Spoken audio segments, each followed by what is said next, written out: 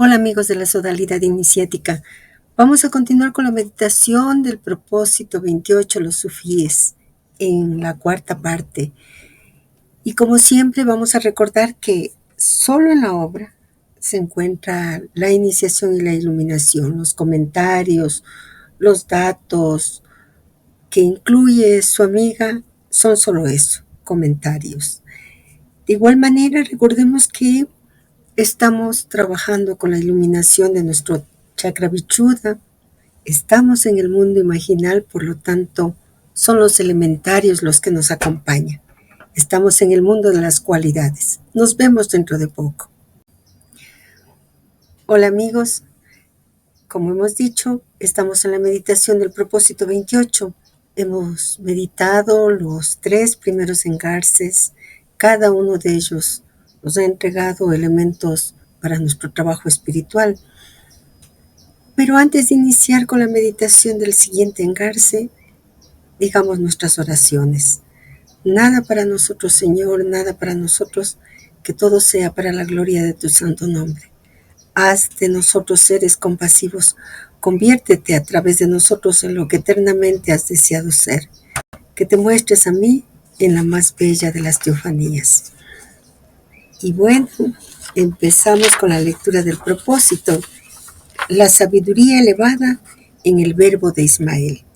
La loa es a Dios, dice el Corán, es decir, que en definitiva toda gloria de todo lo que loa y de todo lo que es loado regresa solo a Dios. A Dios retorna toda realidad. Iniciemos entonces con la lectura del propósito psicológico.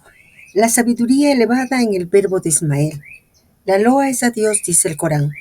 Es decir, que en definitiva toda gloria de todo lo que loa y de todo lo que es loado regresa solo a Dios. A Dios retorna toda realidad. Esa palabra comprende tanto lo reprensible como lo loable, y no existe sino el uno y el otro. Al-Kashani explica que el mal no es más que una relativa privación de ser, de bien, pues el mal no tiene existencia en sí mismo. San Denis, el Areopagita, había expuesto ya la misma verdad. Como ejemplo particularmente resaltante, Al-Kashani menciona la mala pasión amorosa, que es condenable no en su esencia, que es amor, sino como accidente. Es decir, en tanto que ella contradice su propia esencia, del amor integral. En el capítulo de la sabiduría elevada en el verbo de Ismael, podemos leer sobre la cuestión de la identificación del individuo con la señoría divina. Y Maravi hace notar que en Ismael es distinguido de otros individuos porque está dicho de él que era aprobado por su Señor. Sucede asimismo para toda alma aplacada a la cual se dirige la palabra coránica, regresa a tu Señor. Oh tu alma aplacada, regresa a tu Señor, contenta, aceptada. Entra en mis servidores y entra en mi paraíso. Es decir, regresa al Señor que te llamó antiguamente y a quien has reconocido entre la totalidad de los aspectos divinos.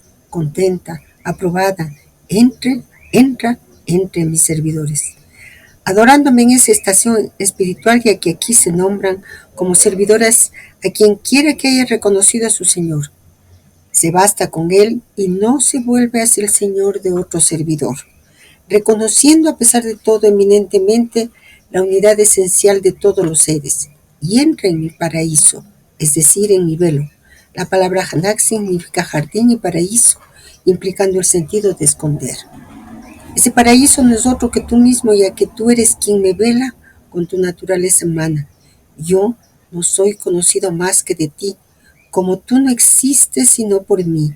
Quien te conoce me conoce, aunque nadie fuera de mí me conoce esencialmente, de manera que tú tampoco eres conocido por nadie.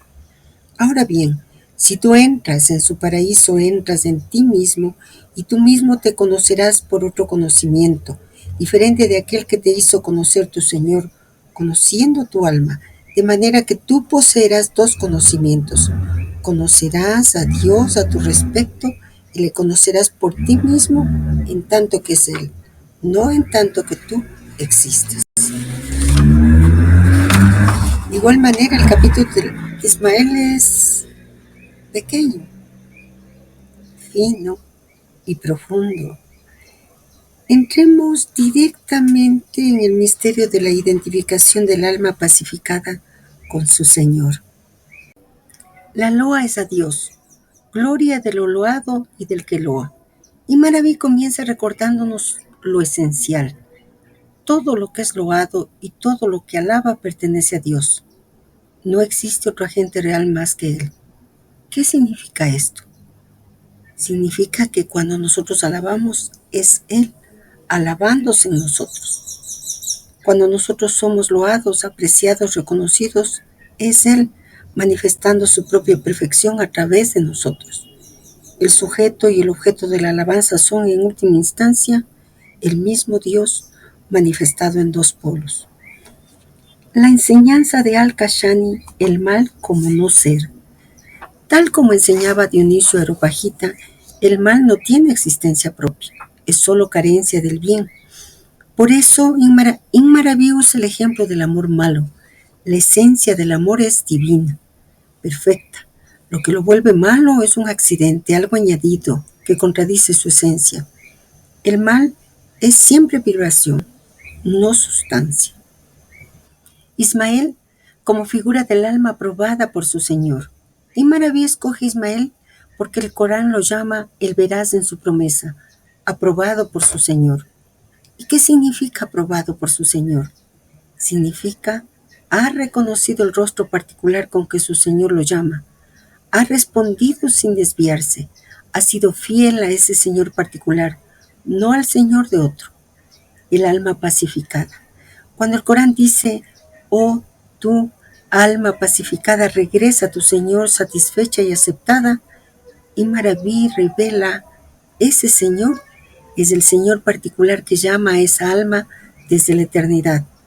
No el Señor de otro servidor, sino el Rab que corresponde al arquetipo divino de esa alma. Cada alma tiene un Señor propio, un nombre divino que la origina y la guía. Entrar en el paraíso es entrar en el propio ser. Y Maravilla hace aquí una de sus afirmaciones más extraordinarias. Entra en mi paraíso, es decir, entra en mi velo. Ese paraíso no es otro que cada uno de nosotros mismos. Es decir, el paraíso es nuestro propio ser interior. Hanak significa jardín, pero también velo. ¿Velo de qué? Del secreto divino que cada uno de nosotros somos.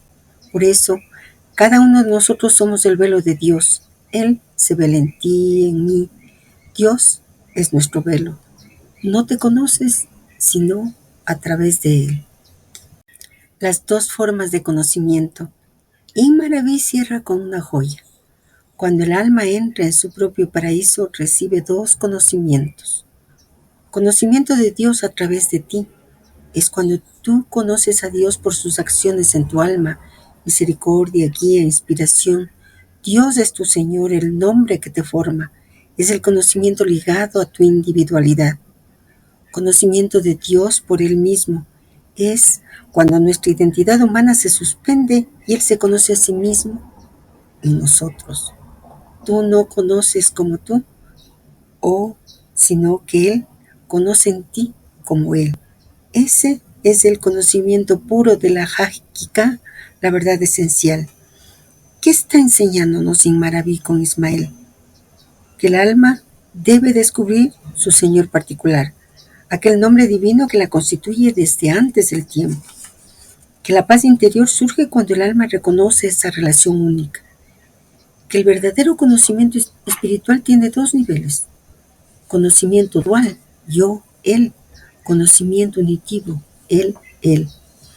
Que la iluminación es entrar en el propio paraíso, es decir, reconocer que tu ser interior es el espejo en el que Dios se contempla. Este capítulo es una de las llaves maestras de Maraví. Lo que nos está diciendo, lo que está planteando nuestra alma, en lenguaje sencillo, es: tu alma tiene un Señor que te llama desde antes de nacer. La paz llega cuando reconoces ese llamado. Si lo sigues, entrarás en tu verdadero ser y allí Dios se conocerá a sí mismo en ti. Y ocurre que nos ha hecho el llamado. Si no, Hay que volver a leer el último párrafo de este engarce. Ahí está el llamado. Y nosotros sabemos que el secreto es volver a presente toda la enseñanza. Por lo tanto, ya no podemos negar, ahí está el llamado escrito en letras. Por lo tanto, para nosotros surge una pregunta: ¿cómo lo reconozco? ¿Cómo reconozco a mi Señor? A ese que no es de otros, a ese que es de mi alma, para mi alma. Y esta es una pregunta esencial, el punto absolutamente central de toda la metafísica de Imaraví y de toda la obra de Henry Corbin.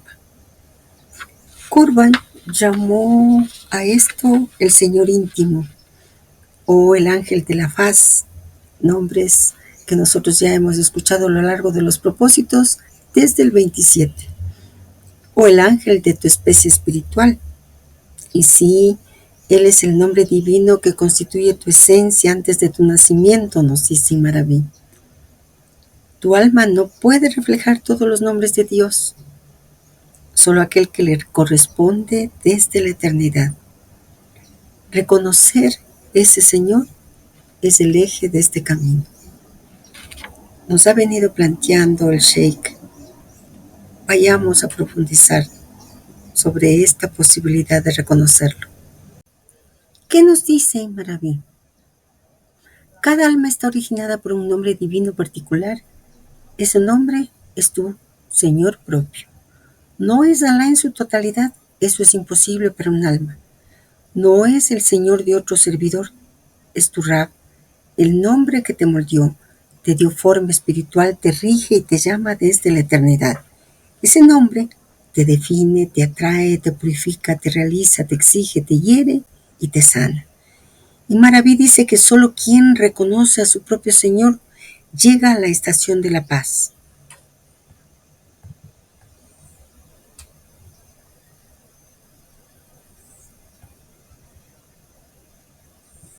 ¿Qué dice Henry Corbin, nuestro amigo? Corbin interpreta a este Señor propio como el ángel personal, el daimon celeste platónico, el ser gemelo, tu forma de luz en el mundo imaginal, Urcalia. Corbin lo explica así: tu alma tiene un ser de luz que es tu origen y tu meta. Él es tu verdadera individualidad eterna. Él es tu nombre divino. Toda tu vida es un viaje hacia ese ser. Este ángel no es una guía moral externa, es tu identidad en Dios antes de descender al mundo. Y agrega, no todos pueden soportar todos los nombres, cada alma solo puede soportar el nombre que le corresponde. Él cita en Maraví, el alma solo soporta al Señor que la soporta. Ahora, con más conocimiento, volvamos a nuestra gran pregunta: ¿cómo reconocer tu nombre divino? Corbin da varias claves. Observa que te llama sin tregua, a veces suave, a veces como una herida. Eso que te llama no es tendencia psicológica, es la nostalgia del ángel. Lo que más profundamente deseas, más radicalmente temes, más imperiosamente buscas, más íntimamente te purifica, ese es el rastro de tu nombre. Observa tu modo de ser en el amor. Para Corbin, el amor es el radar del nombre. Pregúntate, nos dice, ¿a qué tipo de belleza respondes? ¿Qué forma del bien te magnetiza? ¿Qué verdad te atraviesa y no puedes negar? ¿Qué tipo de relación espiritual te abre el corazón? Ahí se refleja tu nombre. Observa tu herida esencial. Corbin dice que el nombre divino te hiere para llamarte. La herida es la sombra luminosa del nombre. Por ejemplo, si tu herida es el abandono, tu nombre está ligado a Al-Wadud, el amante. Si tu herida es la injusticia, tu nombre se relaciona con Al-Haq, la verdad. Si tu herida es la confusión, tu nombre puede ser Al-Rashid, el guía. La herida es el negativo del nombre. Observa tu modo de servir, porque tu nombre es tu manera única de manifestar a Dios. Si sirves iluminando, tu nombre es luminoso. Si sirves ordenando, tu nombre es de señorío. Si sirves sanando, tu nombre es de misericordia. Si sirves desmontando ilusiones, tu nombre es de majestad. Observa tu asimetría espiritual. Corban dice que nadie es simétrico espiritualmente. Hay una forma particular que solo tú puedes encarnar. Ese gesto espiritual único es el gesto de tu nombre. Y aún más, nos señala cómo saber si ya lo hemos encontrado. Cuando encuentras un nombre divino, cesa la dispersión interior. Se vuelve claro qué camino no es tuyo. Tu oración se vuelve viva. Tu soledad se vuelve habitada. Lo que antes dolía ahora purifica. Sientes una fidelidad absoluta a algo innegociable. Es como reconocer un rostro amado desde antes del tiempo. Mi alma se ha quedado muda. Hemos recibido el llamado y eso es lo esencial. Ya no es posible decir más, sino continuar con la lectura del propósito. De la sabiduría luminosa en el verbo de José. En su capítulo de la sabiduría luminosa en el verbo de José, en maravilla hace resaltar las cualidades del sueño en tanto que sueño profético o presencia imaginativa. Escribe.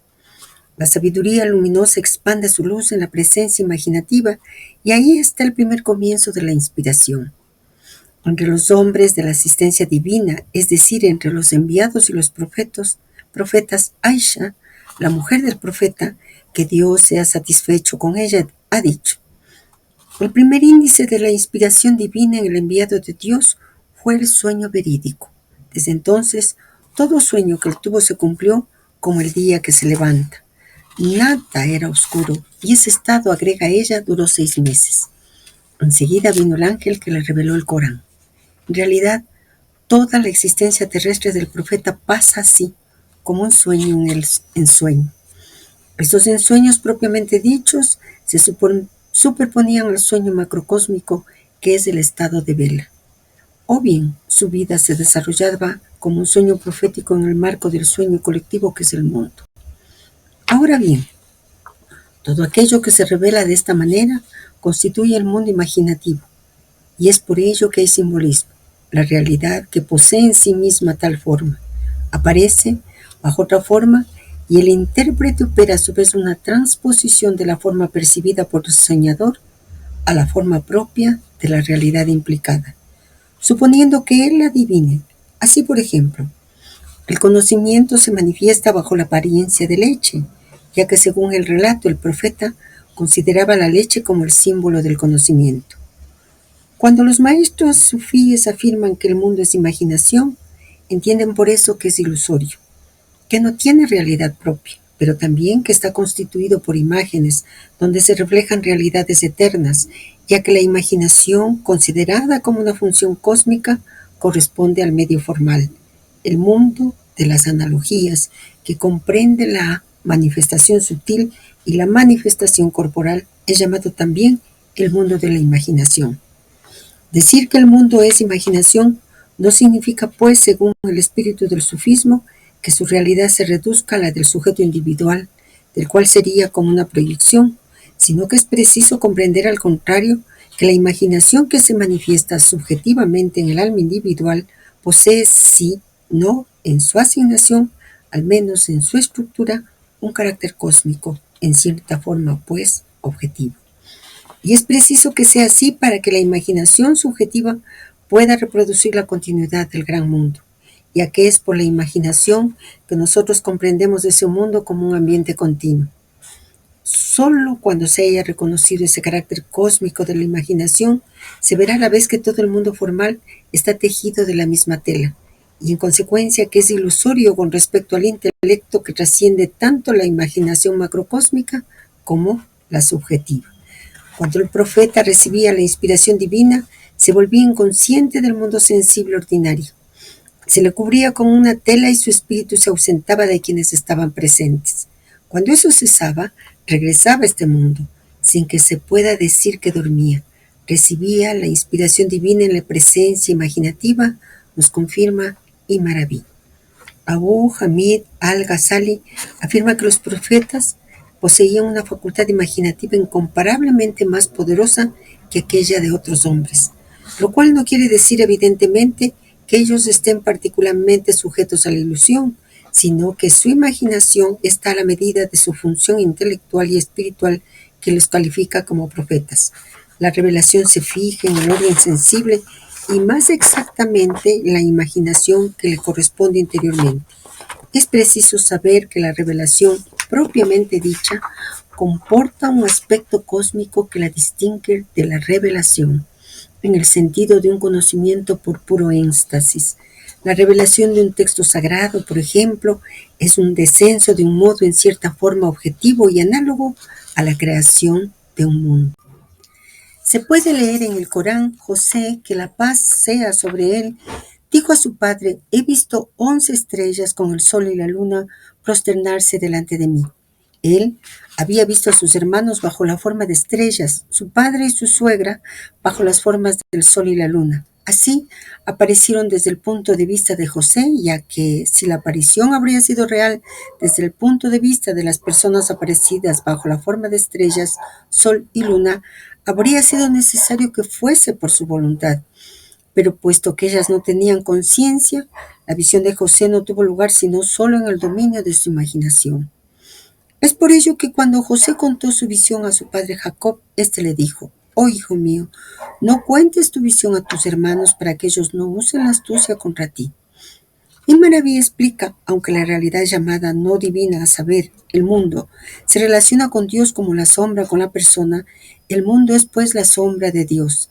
Esa es propiamente la manera en la cual el ser se atribuye al mundo, ya que la sombra existe incontestablemente en el orden sensible, a condición de todas maneras de que haya alguna cosa sobre la cual se proyecte.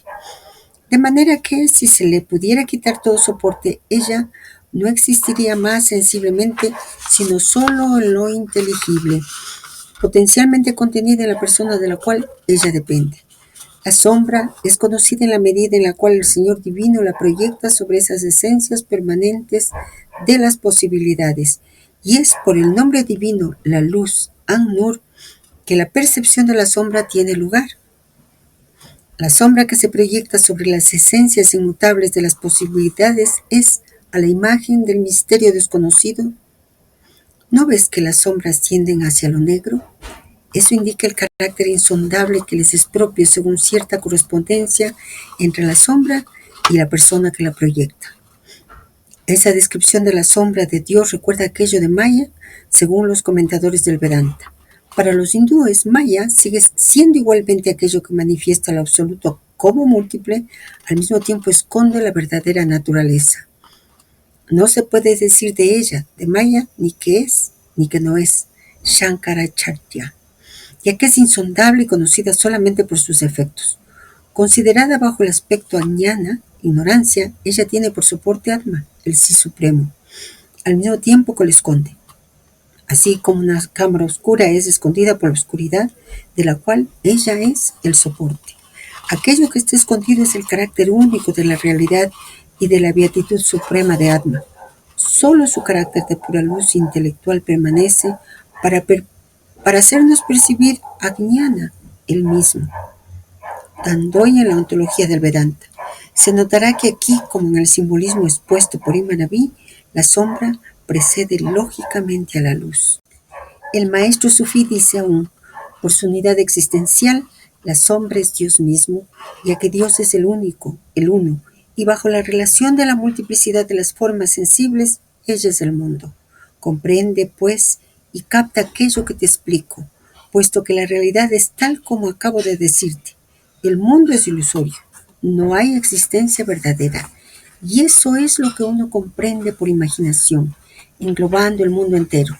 Es decir, que tú te imaginas que el mundo es una realidad autónoma, separada de Dios y sobreagregada, mientras que no es nada en sí. Aquí, Imaraví extiende los sentidos de al-Khayal más allá del mundo imaginativo en el sentido cósmico riguroso, ya que se dice que todo el cosmos, que Él es imaginación, para significar que Él es ilusorio, que Él no es nada que sea realmente fuera de Dios. En ese caso, el sentido de los dos términos, Khayal y Wam, corresponden muy exactamente a aquello que los vedantinos designan como Maya, la imaginación correspondiendo a la idea del arte divino que Maya implica y el poder conjetural a su aspecto de avidya, es decir, de ignorancia, de falsa superposición, como lo ven los hindúes.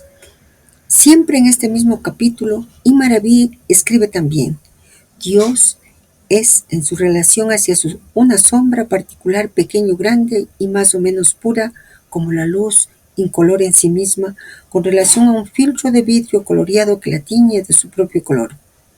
Es así como tú ves la luz divina, y es ahí donde se encuentra el símbolo de tu realidad en relación con tu Señor. Ahora bien, si tú dices, cuando lo ves es una luz verde, porque el filtro es verde, tendrás razón.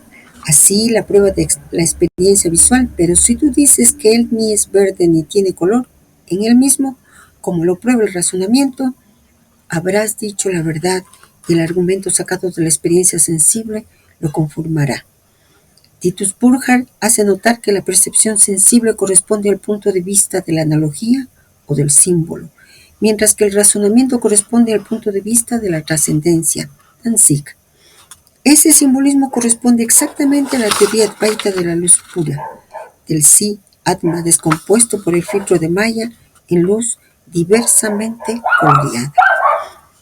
Una lectura profunda y fiel del capítulo La sabiduría luminosa en el verbo de José tal vez nos pueda guiarnos a todos los buscadores independientemente de cada uno de nuestros caminos y al mismo tiempo perfectamente consonante con la obra del maestro y los propósitos psicológicos les propone su amiga. El verbo de José y la sabiduría de la luz.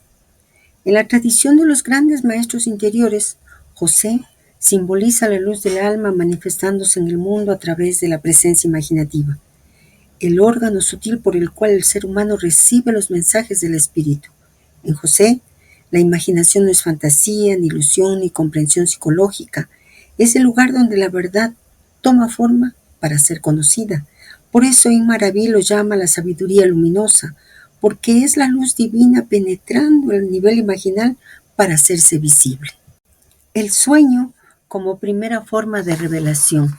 Los hadices señalan que la primera inspiración del profeta no vino en estado de vigilia, sino en sueños verídicos, sueños tan claros que amanecían sin oscuridad. Los profetas enviados reciben frecuentemente la primera luz de la revelación en el mundo imaginal, antes de que esa luz pueda descender a la palabra, al acto o a la misión. En la psicología espiritual, el sueño es el puente entre el alma y el intelecto. Es el primer espacio donde la verdad adopta figuras para ser comprendida. Por eso, desde el punto de vista tradicional, el mundo es imaginación, no porque sea irreal, sino porque su forma es simbólica. Es la sombra visible de una luz que permanece más allá de lo visible. La presencia imaginativa, al-Khayal, el mundo donde lo divino y lo humano se encuentran. Y Maraví distingue tres niveles: el intelecto puro, sin forma, sin imagen; la presencia imaginativa, donde el intelecto toma forma para ser visto; el mundo sensible, donde esa forma se fija en materia. La presencia imaginativa no es una creación del ego, es un órgano universal del alma humana tan real como la razón o la memoria. Cuando José sueña con estrellas, sol y luna, no ve fantasías, sino las formas simbólicas que la realidad adopta al descender a lo humano. Y cuando José le dice, no cuentes tu visión a tus hermanos, cuando Jacob le dice, no cuentes tu visión a tus hermanos, es un llamado a proteger la visión, porque lo profético requiere silencio interior y lo imaginal requiere cuidado, para que la luz no se opaque al chocar con interpretaciones densas. El mundo como sombra de la luz. Y Maraví nos enseña que el mundo es la sombra de Dios, y la sombra es real, pero no tiene existencia independiente. Como la sombra necesita de la figura que la proyecta, el mundo necesita del ser que lo sostiene. Esta enseñanza coincide plenamente con lo que la obra del maestro repite. La forma es vehículo, el contenido esencia. La apariencia es enseñanza, la realidad fundamento. En la sombra se refleja algo del misterio, pero nunca el misterio mismo. Por eso el mundo es real para el alma, transparente para el espíritu y simbólico para el iniciado. El alma como vidrio y Dios como luz. Este es el corazón del capítulo. Inmaraví nos dice, Dios es como la luz pura, tú eres como el vidrio que la colorea.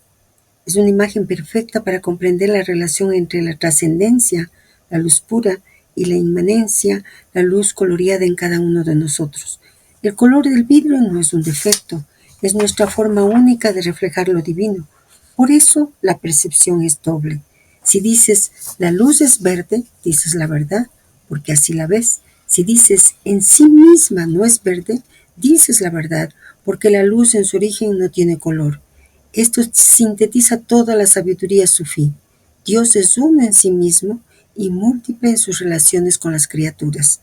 En cada ser humano, la divinidad se refleja con un color propio. Ese es nuestro Señor, Rabuka, la forma particular de la realidad que nos educa, nos guía y nos acompaña. La luz de José y la psicología espiritual. En términos de los propósitos psicológicos, la luz corresponde al intelecto superior, Buddhi, Nous. El color corresponde al alma individual, Psique. La sombra corresponde al mundo producido por la percepción humana. Cuando la luz llega, primero se hace imagen, sueño, visión, intuición profunda, luego se transforma en palabra y finalmente en acto. ¿Qué nos transmite José?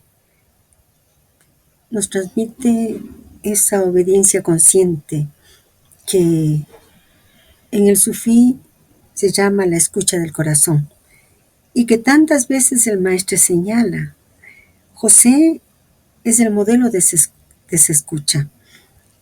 ¿Por qué Inmaraví le ha llamado sabiduría luminosa?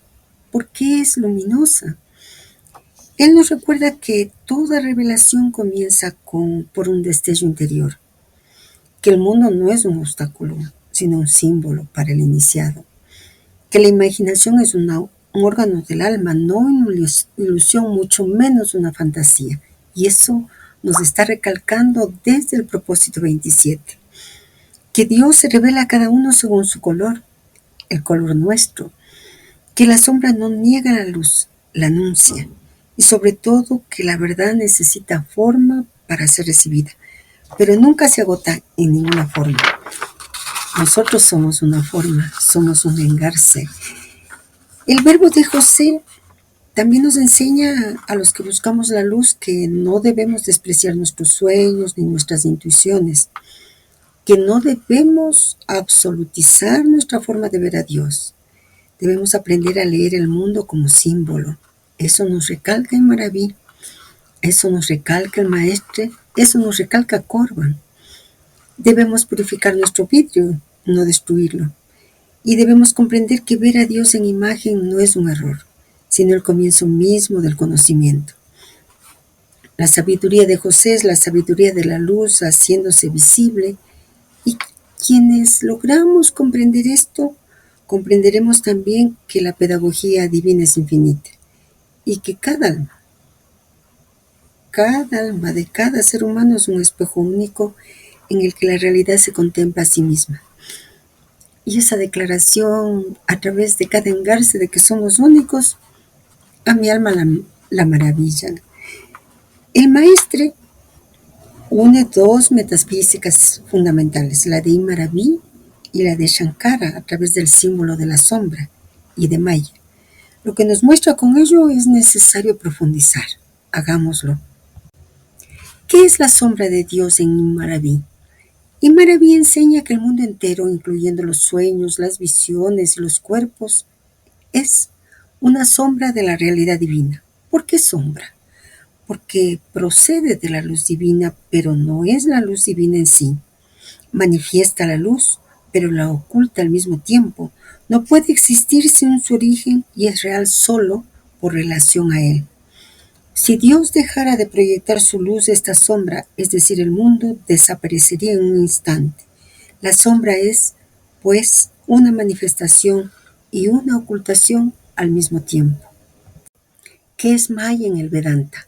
Shankara enseña que Maya es el poder de manifestación de Brahman, aquello que se hace aparecer lo múltiple, aquello que esconde la unidad, aquello que no puede decirse real ni irreal. La frase clásica de Shankara es: Maya no es, ni no es. No es realidad absoluta, Brahman, pero tampoco es pura nada porque manifiesta un mundo con ley y coherencia. Maya es el poder de manifestar formas ocultando la no dualidad de Brahman. Por eso dice Dandui, considerada bajo el aspecto ajnana, ignorancia, Maya tiene por soporte al Atma y al mismo tiempo lo esconde. Un ejemplo simbólico, el Atma es como una lámpara. Maya es como una pantalla que refleja su luz en múltiples figuras. Viendo las figuras, olvidamos la lámpara. La equivalencia profunda entre sombra y Maya. El maestro no hace una comparación superficial, señala una identidad funcional.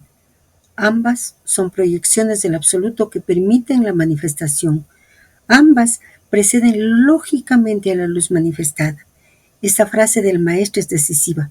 La sombra precede lógicamente a la luz. Esto parecería paradójico, pero no lo es. Para que haya luz percibida, debe existir un campo donde esa luz se manifieste. La sombra es ese campo primordial, la posibilidad de la percepción. En términos de Corban y Nakobra, la sombra es el Urkalia primordial, el mundo imaginal antes de iluminarse. Y en el nivel metafísico, en Arabí la sombra es la posibilidad del ser, la matriz imaginal, el espejo que recibe la automanifestación de Dios, lo indeterminado que permite las formas. En Shankara, Maya es el poder de Brahman de aparecer, la raíz de la multiplicidad, aquello en lo cual surge el universo, la matriz del tiempo, espacio y causalidad, y lo que los disuelve al final. ¿Por qué preceden a la luz? Porque la luz como manifestación requiere un velo sobre el que actuar. Un ejemplo clásico del Vedanta: la luz no es visible por sí misma, solo es visible reflejada en algo. Ese algo es Maya. En Min Arabí, el ser puro no es perceptible, solo lo conocemos reflejado en los nombres, formas y actos. Ese lugar de reflejo es la sombra. Relevancia directa para el engarce de José. José representa el mundo imaginal, la interpretación de los sueños, la matriz simbólica donde se forma la revelación, el descenso en forma de imagen, la zona intermedia entre lo invisible y lo visible. Ese mundo imaginal es exactamente lo que Arabí llama sombra y el Vedanta llama Maya. Corban, yendo a la tradición zoroastriana, llama Urkalia. La Gincobra llama mundo de luces coloreadas. Por eso este engarce es la clave para entender cómo se manifiesta la revelación, cómo se forman los símbolos, cómo se interpreta y cómo se transforman en el lenguaje humano. El engarce de José nos está diciendo que cuando nosotros soñamos, percibimos visiones interiores, recibimos intuiciones de nuestro Señor, todo ocurre en la sombra. Pero si purificamos el corazón, esa sombra se vuelve cada vez más transparente y entonces la luz divina puede atravesarla sin deformación. Eso es lo que el maestro con las enseñanzas de Imaravi y Shankara nos están transmitiendo, nos están diciendo. Su amiga ha elaborado un cuadrito, o algunos cuadritos, ya no me acuerdo mucho, pero lo que sí me acuerdo es que a mi alma llamó profundamente la atención que tengamos que recurrir siempre a Imraví, a Corban, a Cobra, a Zoroastro con Urkalia, y que se nos hable muy constantemente, no solo en el engarce de José, sobre la imaginación como órgano del conocimiento espiritual. Y entonces dije, ¿qué tal si hacemos una lectura comparada que muestre esa unidad profunda entre las tres tradiciones? Pues compartámoslo. Todas estas expresiones, la de Imraví, Nag, Cobra, Henry Corban, Zoroastro con Urkalia, son expresiones que hablan del mismo plano, un mundo intermedio donde la luz se vuelve forma y la forma se vuelve luz. En Imaravi, el mundo es imaginación porque es sombra de Dios. Los sueños verídicos son formas del intelecto manifestándose en el alma. En Nag Cobra, el alma ve luces, colores y figuras que son emanaciones del espíritu. El viajero debe aprender a interpretar esas luces. En Henry Corbin, la imaginación creadora es un órgano de conocimiento, no fantasía. El alma habita un mundo real, el mundos imaginales. Y en Zoroastra existe una tierra sutil donde aparece el cuerpo de luz, el ángel, la visión interior llamada Urkalia, Erambesh. El sueño de José, si es explicado por las tres tradiciones, nosotros podríamos decir que para Ibn Arabi el sueño verídico es la primera forma de revelación. Para Cobra, el sueño es luz proyectándose en imágenes, producto del trabajo interior y de la pureza del alma. Para Corbin, el sueño verídico ocurre en el mundo imaginal, que es un plano real de existencia. Para Urkalia, el sueño verdadero es un desplazamiento del alma a la tierra sutil, donde recibe enseñanza angélica. Estas tres tradiciones nos están diciendo que el sueño verídico es un viaje a un plano real donde el alma y la luz se encuentran. El símbolo del vidrio coloreado. Este punto es donde las tres tradiciones coinciden de manera perfecta. La luz, en Ibn Arabi, Dios, en Naj, Cobra, espíritu, en Corbin, ángel, en Urkalia, fuego, luz. El vidrio, en Ibn Arabi, alma, en Cobra, latifa, centro sutil, en Corbin, imaginación creadora y en Urkalia, cuerpo sutil. El color, en Ibn Arabi, tu Señor particular, en Cobra, tu grado de purificación, en Corbin, tu ángel personal, y en Zoroastro, tu forma luminosa. La conclusión común es que la luz es una y el color es nuestra forma única de recibirla. El maestre lo que anhela transmitirnos es que el mundo es simbólico, que la imaginación es fundamento del conocimiento espiritual, que la luz se vuelve forma para ser comprendida, y que el alma debe aprender a interpretar la imagen. El sueño verídico es contacto real con la verdad. La sombra no es ilusión, sino pedagogía divina. Y lo más importante, cada alma tiene un color propio, su Señor. Hay otro punto de este engarce que es importante. El maestro ha mentado al profeta Mohammed en este engarce, el de José, que es uno de los más profundos de toda la metafísica de Ibn Arabi porque nos introduce directamente a la ontología de la imaginación. Lo que plantea el maestro sobre Mohammed es decisivo.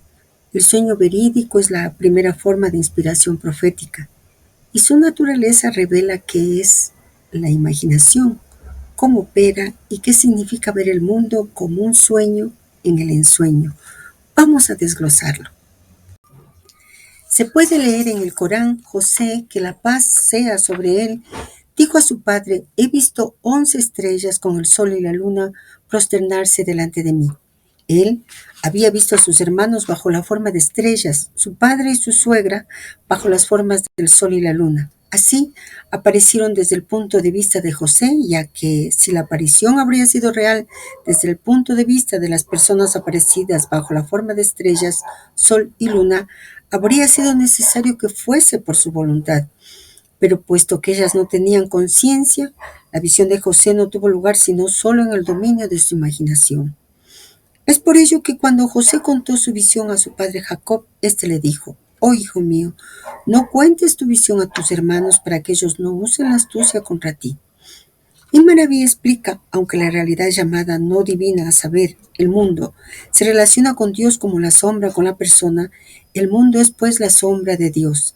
Esa es propiamente la manera en la cual el ser se atribuye al mundo, ya que la sombra existe incontestablemente en el orden sensible, a condición de todas maneras de que haya alguna cosa sobre la cual se proyecte. De manera que, si se le pudiera quitar todo soporte, ella no existiría más sensiblemente, sino solo en lo inteligible, potencialmente contenida en la persona de la cual ella depende. La sombra es conocida en la medida en la cual el Señor Divino la proyecta sobre esas esencias permanentes de las posibilidades, y es por el nombre divino, la luz, An-Nur, que la percepción de la sombra tiene lugar. La sombra que se proyecta sobre las esencias inmutables de las posibilidades es, a la imagen del misterio desconocido, ¿No ves que las sombras tienden hacia lo negro? Eso indica el carácter insondable que les es propio según cierta correspondencia entre la sombra y la persona que la proyecta. Esa descripción de la sombra de Dios recuerda aquello de Maya, según los comentadores del Vedanta. Para los hindúes, Maya sigue siendo igualmente aquello que manifiesta lo absoluto como múltiple, al mismo tiempo esconde la verdadera naturaleza. No se puede decir de ella, de Maya, ni que es, ni que no es, Shankaracharya, ya que es insondable y conocida solamente por sus efectos. Considerada bajo el aspecto añana, ignorancia, ella tiene por soporte Atma, el sí supremo, al mismo tiempo que lo esconde. Así como una cámara oscura es escondida por la oscuridad, de la cual ella es el soporte. Aquello que está escondido es el carácter único de la realidad y de la beatitud suprema de Atma. Solo su carácter de pura luz intelectual permanece para hacernos percibir a Jnana, el mismo. Tandoy en la ontología del Vedanta. Se notará que aquí, como en el simbolismo expuesto por Imanaví, la sombra precede lógicamente a la luz. El maestro sufí dice aún, por su unidad existencial, la sombra es Dios mismo, ya que Dios es el único, el uno, y bajo la relación de la multiplicidad de las formas sensibles, ella es el mundo. Comprende, pues, y capta aquello que te explico, puesto que la realidad es tal como acabo de decirte.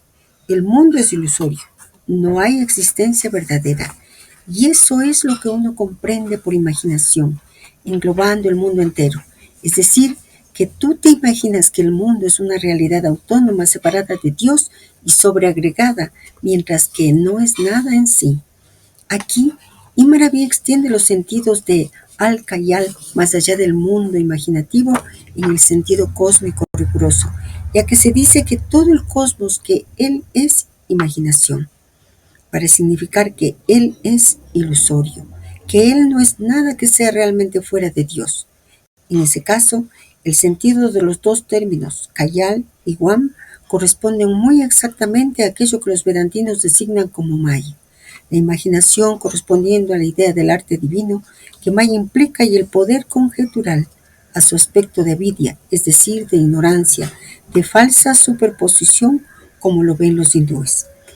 Siempre en este mismo capítulo, Imaraví escribe también, Dios es en su relación hacia una sombra particular, pequeño, grande y más o menos pura, como la luz incolora en sí misma, con relación a un filtro de vidrio coloreado que la tiñe de su propio color. Es así como tú ves la luz divina, y es ahí donde se encuentra el símbolo de tu realidad en relación con tu Señor. Ahora bien, si tú dices, cuando lo ves es una luz verde, porque el filtro es verde, tendrás razón. Así la prueba de la experiencia visual, pero si tú dices que él ni es verde ni tiene color en él mismo, como lo prueba el razonamiento, habrás dicho la verdad y el argumento sacado de la experiencia sensible lo conformará. Titus Burckhardt hace notar que la percepción sensible corresponde al punto de vista de la analogía o del símbolo, mientras que el razonamiento corresponde al punto de vista de la trascendencia, Danzig. Ese simbolismo corresponde exactamente a la teoría advaita de la luz pura, del sí Atma descompuesto por el filtro de Maya en luz diversamente coloreada.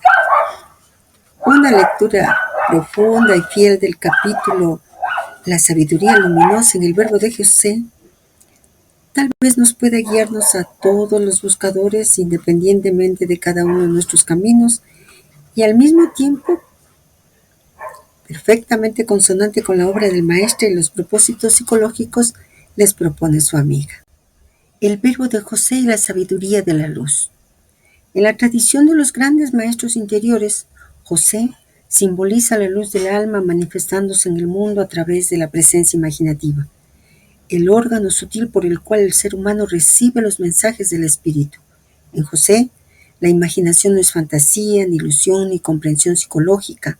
Es el lugar donde la verdad toma forma para ser conocida. Por eso Imaraví lo llama la sabiduría luminosa, porque es la luz divina penetrando el nivel imaginal para hacerse visible. El sueño como primera forma de revelación. Los hadices señalan que la primera inspiración del profeta no vino en estado de vigilia, sino en sueños verídicos, sueños tan claros que amanecían sin oscuridad. Los profetas enviados reciben frecuentemente la primera luz de la revelación en el mundo imaginal, antes de que esa luz pueda descender a la palabra, al acto o a la misión. En la psicología espiritual, el sueño es el puente entre el alma y el intelecto. Es el primer espacio donde la verdad adopta figuras para ser comprendida. Por eso, desde el punto de vista tradicional, el mundo es imaginación, no porque sea irreal, sino porque su forma es simbólica. Es la sombra visible de una luz que permanece más allá de lo visible. La presencia imaginativa al-Khayal, el mundo donde lo divino y lo humano se encuentran. Y Maraví distingue tres niveles: el intelecto puro, sin forma, sin imagen; la presencia imaginativa, donde el intelecto toma forma para ser visto; el mundo sensible, donde esa forma se fija en materia. La presencia imaginativa no es una creación del ego, es un órgano universal del alma humana tan real como la razón o la memoria. Cuando José sueña con estrellas, sol y luna, no ve fantasías, sino las formas simbólicas que la realidad adopta al descender a lo humano. Y cuando José le dice, no cuentes tu visión a tus hermanos, cuando Jacob le dice, no cuentes tu visión a tus hermanos, es un llamado a proteger la visión, porque lo profético requiere silencio interior y lo imaginal requiere cuidado, para que la luz no se opaque al chocar con interpretaciones densas.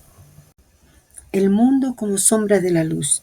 Y Maraví nos enseña que el mundo es la sombra de Dios, y la sombra es real, pero no tiene existencia independiente. Como la sombra necesita de la figura que la proyecta, el mundo necesita del ser que lo sostiene. Esta enseñanza coincide plenamente con lo que la obra del maestro repite. La forma es vehículo, el contenido esencia. La apariencia es enseñanza, la realidad fundamento. En la sombra se refleja algo del misterio, pero nunca el misterio mismo. Por eso el mundo es real para el alma, transparente para el espíritu y simbólico para el iniciado. El alma como vidrio y Dios como luz. Este es el corazón del capítulo. Maraví nos dice, Dios es como la luz pura, tú eres como el vidrio que la colorea. Es una imagen perfecta para comprender la relación entre la trascendencia, la luz pura, y la inmanencia, la luz coloreada en cada uno de nosotros. El color del vidrio no es un defecto, es nuestra forma única de reflejar lo divino. Por eso la percepción es doble. Si dices, la luz es verde, dices la verdad, porque así la ves. Si dices, en sí misma no es verde, dices la verdad, porque la luz en su origen no tiene color. Esto sintetiza toda la sabiduría sufí. Dios es uno en sí mismo y múltiple en sus relaciones con las criaturas. En cada ser humano, la divinidad se refleja con un color propio. Ese es nuestro Señor, Rabuka, la forma particular de la realidad que nos educa, nos guía y nos acompaña. La luz de José y la psicología espiritual. En términos de los propósitos psicológicos, la luz corresponde al intelecto superior, Buddhi, Nous. El color corresponde al alma individual, Psique. La sombra corresponde al mundo producido por la percepción humana. Cuando la luz llega, primero se hace imagen, sueño, visión, intuición profunda, luego se transforma en palabra y finalmente en acto. ¿Qué nos transmite José?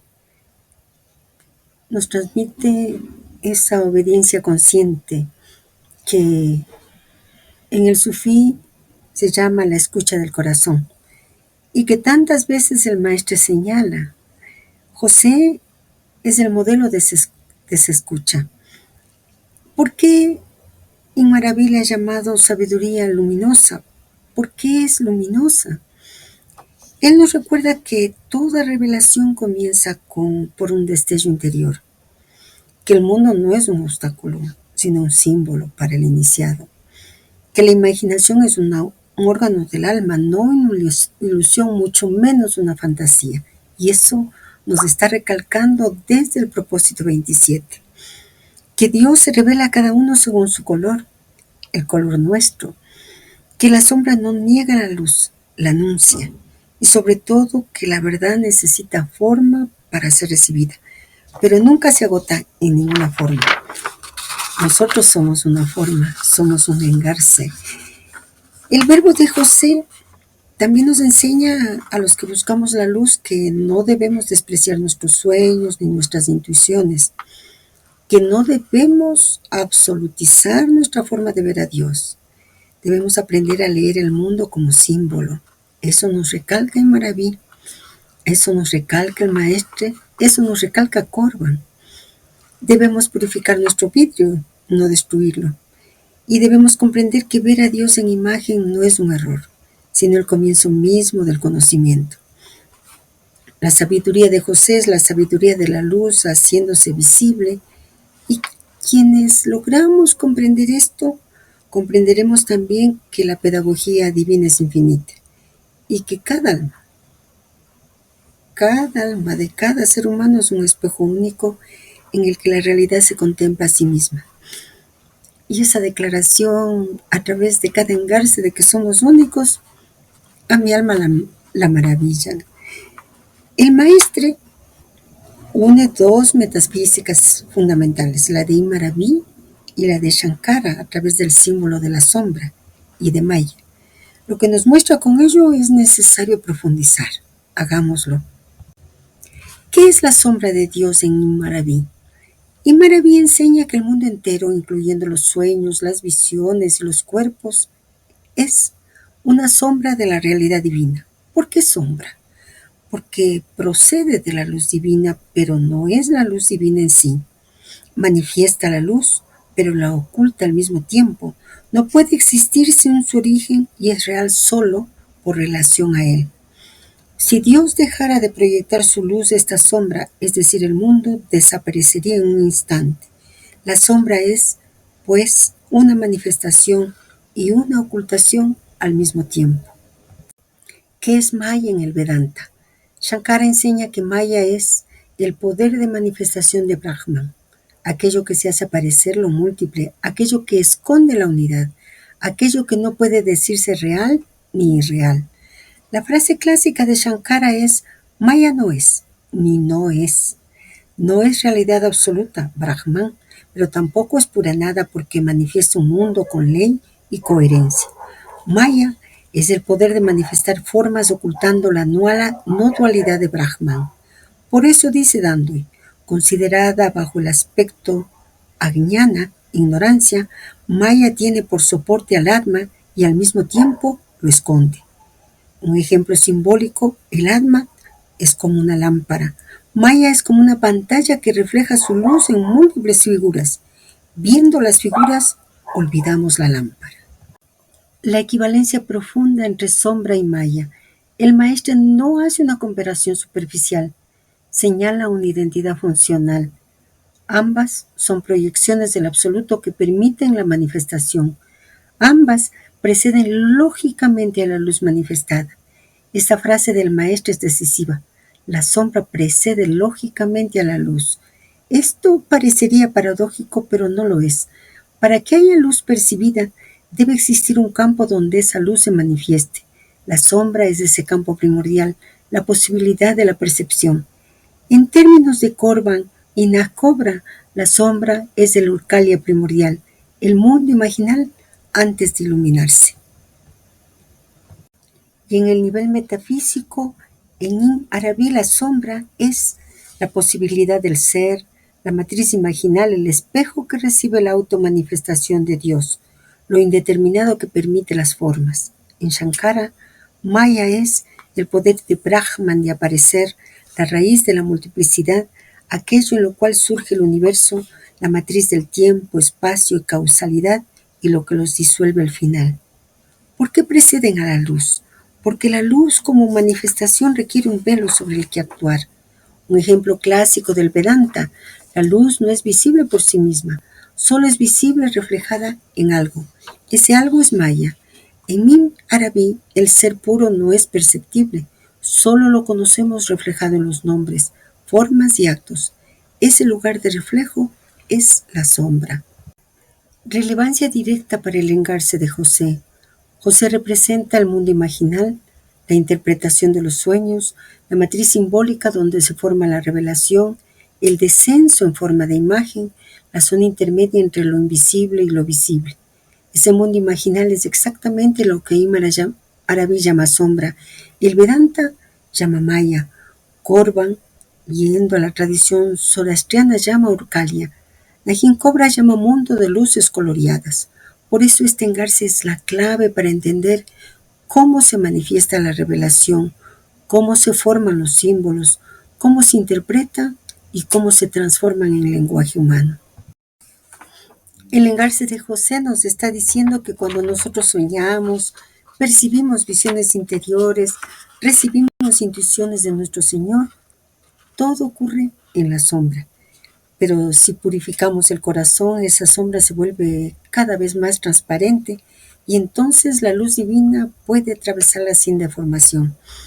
Eso es lo que el maestro con las enseñanzas de Ibn Arabi y Shankara nos están transmitiendo, nos están diciendo. Su amiga ha elaborado un cuadrito, o algunos cuadritos, ya no me acuerdo mucho, pero lo que sí me acuerdo es que a mi alma llamó profundamente la atención que tengamos que recurrir siempre a Ibn Arabi, a Corban, a Cobra, a Zoroastro con Urkalia, y que se nos hable muy constantemente, no solo en el engarce de José, sobre la imaginación como órgano del conocimiento espiritual. Y entonces dije, ¿qué tal si hacemos una lectura comparada que muestre esa unidad profunda entre las tres tradiciones? Pues compartámoslo. Todas estas expresiones, la de Ibn Arabi, Nag, Cobra, Henry Corban, Zoroastro con Urkalia, son expresiones que hablan del mismo plano, un mundo intermedio donde la luz se vuelve forma y la forma se vuelve luz. En Ibn Arabi, el mundo es imaginación porque es sombra de Dios. Los sueños verídicos son formas del intelecto manifestándose en el alma. En Nag Cobra, el alma ve luces, colores y figuras que son emanaciones del espíritu. El viajero debe aprender a interpretar esas luces. En Henry Corban, la imaginación creadora es un órgano de conocimiento, no fantasía. El alma habita un mundo real, el mundos imaginales. Y en Zoroastra existe una tierra sutil donde aparece el cuerpo de luz, el ángel, la visión interior llamada Urkalia, Erambesh. El sueño de José, si es explicado por las tres tradiciones, nosotros podríamos decir que para Ibn Arabi el sueño verídico es la primera forma de revelación. Para Cobra, el sueño es luz proyectándose en imágenes, producto del trabajo interior y de la pureza del alma. Para Corban, el sueño verídico ocurre en el mundo imaginal, que es un plano real de existencia. Para Urkalia, el sueño verdadero es un desplazamiento del alma a la tierra sutil, donde recibe enseñanza angélica. Estas tres tradiciones nos están diciendo que el sueño verídico es un viaje a un plano real donde el alma y la luz se encuentran. El símbolo del vidrio coloreado. Este punto es donde las tres tradiciones coinciden de manera perfecta. La luz, en Ibn Arabi, Dios, en Nag Cobra, espíritu, en Corban, ángel, en Urkalia, fuego, luz. El vidrio, en Ibn Arabi, alma, en Cobra, latifa, centro sutil, en Corban, imaginación creadora y en Urkalia, cuerpo sutil. El color, en Ibn Arabi, tu Señor particular, en Cobra, tu grado de purificación, en Corban, tu ángel personal, y en Zoroastro, tu forma luminosa. La conclusión común es que la luz es una y el color es nuestra forma única de recibirla. El maestre lo que anhela transmitirnos es que el mundo es simbólico, que la imaginación es fundamento del conocimiento espiritual, que la luz se vuelve forma para ser comprendida, y que el alma debe aprender a interpretar la imagen. El sueño verídico es contacto real con la verdad. La sombra no es ilusión, sino pedagogía divina. Y lo más importante, cada alma tiene un color propio, su Señor. Hay otro punto de este engarce que es importante. El maestro ha mentado al profeta Mohammed en este engarce. el de José, que es uno de los más profundos de toda la metafísica de Imarabi porque nos introduce directamente a la ontología de la imaginación. Lo que plantea el maestre sobre Mohammed es decisivo. El sueño verídico es la primera forma de inspiración profética y su naturaleza revela qué es la imaginación, cómo opera y qué significa ver el mundo como un sueño en el ensueño. Vamos a desglosarlo. Sueño verídico, primer grado de revelación. Aisha dice que el inicio de la inspiración del profeta fueron sueños que se cumplían exactamente. Esto implica varias cosas. La revelación comienza imaginativamente, no intelectualmente. La imaginación, en el sentido que la entiende Imarabi, no es fantasía, sino un órgano ontológico como un ojo intermedio. El sueño no es subjetivo, es un grado del ser. Un sueño verdadero no nace de la psique, sino de lo que Corban llama mundos imaginales, o Urcalia, el mundo sutil. Toda la existencia del profeta pasa como un sueño en el ensueño. Esta frase es una joya metafísica. ¿Qué significa? El estado de vigilia para Imarabi es también un sueño, pero un sueño cósmico compartido. Hay dos niveles, sueño individual, sueño macrocósmico, la vida ordinaria, y el profeta vive su vida terrenal como un sueño profético dentro del gran sueño del mundo. Esto concuerda exactamente con Cobra, el sufismo iranio, el Advaita Vedanta maya, el Vedanta Shaivita, Svapna dentro de Jagrat, Corban, imaginación como órgano de visión suprasensible. El mundo imaginativo. Cuando el maestro dice todo aquello que se revela de esta manera constituye el mundo imaginativo, ¿qué implica? No es imaginación psicológica, no es fantasía, no es proyección subjetiva, sino una región ontológica real, intermedia entre el mundo sensible, el mundo inteligible, Malakut. Y Maravi la llama el mundo imaginal, mundos imaginales, así lo traduce Corba, Urcalia en la tradición iraní, el lugar donde las formas espirituales se corporizan y los cuerpos se espiritualizan. Este es el dominio donde aparecen sueños verídicos, visiones proféticas, símbolos universales, arquetipos, rostros angélicos, teofanías, figuras del alma, mensajes del Señor individual. La realidad aparece bajo otra forma. El maestre dice la realidad que posee en sí misma tal forma aparece bajo otra forma y el intérprete opera la transposición. Esto es crucial. Una esencia se revela, pero no puede aparecer tal cual es, porque sería demasiado pura. Entonces toma otra forma simbólica. Ejemplos dados por Arabí: el conocimiento aparece como leche, la misericordia aparece como agua, el poder aparece como montaña, la sabiduría aparece como luz, la ignorancia aparece como oscuridad, la manifestación divina aparece como persona, el ángel aparece con forma humana. José es el señor de este arte, la tabir, la hermenéutica del sueño. Interpretación correcta igual a transposición anagógica. El intérprete como José debe ver la forma imaginativa, reconocer la realidad esencial, detrás, transponer una a la otra. Esto es lo que Cobra llamaba la alquimia de las visiones y Corban la hermenéutica imaginativa.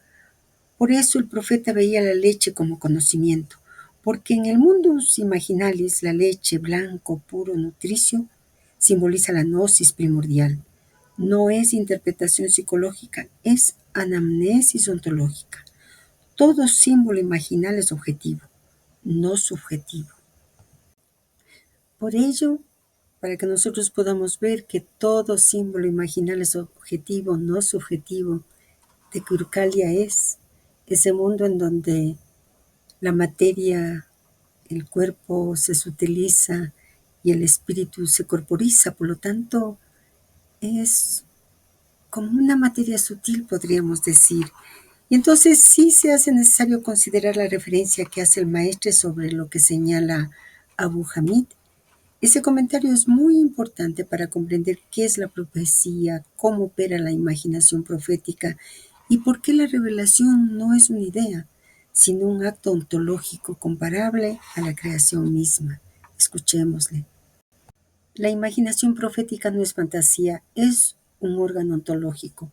El maestro cita a Abu Hamid al-Ghazali, uno de los gigantes de la epistemología islámica, para decir que los profetas poseían una facultad imaginativa incomparablemente más poderosa que la de los otros hombres. ¿Qué significa? Significa que tienen un órgano imaginal infinitamente más sutil, más puro, más despierto y transparente, capaz de recibir formas espirituales sin distorsión. Es decir, lo que para nosotros sería un símbolo borroso o confuso, para un profeta es una forma luminosa, nítida y objetiva. Lo que para nosotros es un sueño, para ellos es un modo de percepción real.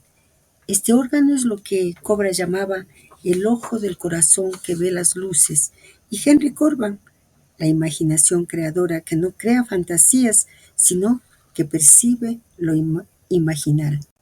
La revelación se fija en la imaginación. El maestro dice, la revelación se fija en el orden sensible y más exactamente en la imaginación que le corresponde interiormente. Esto es esencial.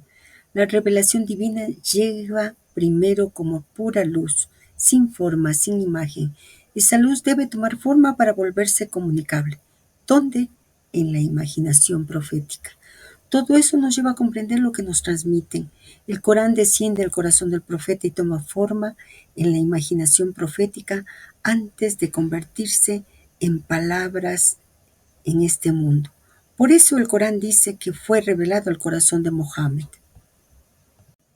¿Por qué la imaginación profética es única? Porque es el único órgano capaz de recibir luz inteligible, transformarla en símbolo, encarnarla en palabra, fijarla en la lengua humana sin deformarla, sin apropiársela, sin mezclarla con psique personal. El profeta no interpreta, recibe fórmulas ya articuladas, luminosas y objetivas. Nasul versus Tajalí, las dos modalidades de revelación. El maestro subraya una distinción crucial. Tajalí es igual a manifestación interior, sin forma, es el conocimiento directo, sin símbolo, es la iluminación pura, lo que Plotino llamaría éxtasis, estado de interiorización, de recogimiento en uno mismo. Ejemplo, el místico contempla un nombre divino, vive una experiencia de unidad, ve una luz, una presencia, pero no es revelación profética. Nusul es la revelación que desciende y se vuelve forma. Este es el modo profético, es un acto cósmico, no meramente psicológico. Ejemplo, los versículos del Corán descienden, las visiones de Ezequiel, los sueños de José, las tablas de Moisés. El Nusul es como crear un mundo dentro del mundo. Por eso el maestro dice, la revelación de un texto sagrado comporta un aspecto cósmico y no es metáfora. La revelación es un descenso ontológico como el descenso del espíritu a la materia. ¿Qué más se puede decir de este engarce de José? Solo que se haga José en nosotros. Vayamos al propósito de la sabiduría de la profecía en el verbo de Jesús. Este capítulo en el libro La sabiduría de los profetas de Ibn Arabi comienza así. El espíritu Ar-Ruh, es decir, el Cristo, fue manifestado del agua de María y del soplo de Gabriel, bajo la forma del hombre hecho de arcilla, en un cuerpo depurado de la naturaleza corruptible que él llama prisión, de manera que él permanece después de más de 1000 años. Un espíritu de Dios, de ningún otro. Es por ello por lo que él resucitaba a los muertos y creó el pájaro de arcilla. Su relación hacia su Señor es tal que él actúa por ella en los mundos superiores e inferiores. Dios purificó su cuerpo y lo elevó en espíritu e hizo de él el símbolo de su acto creador. Después el texto prosigue así. Cuando el espíritu fiel, Ar-Ruh al-Amin, que es Gabriel, apareció a María bajo la forma de un hombre armonioso, ella se imaginó que era un hombre que trataba de conocerla carnalmente, y sabiendo que eso no estaba permitido, ella buscó refugio en Dios contra él, con todo su ser, y por ese hecho fue invadida por un estado perfecto de presencia divina, que se identificaba con el espíritu intelectual, Ar-Ruh al-Manawi. Si Gabriel hubiera transmitido su soplo a la hora en que ella se encontraba en ese estado, Jesús habría nacido tal que nadie habría podido soportarlo a causa de su naturaleza cortante, conforme al estado de su madre durante su concepción.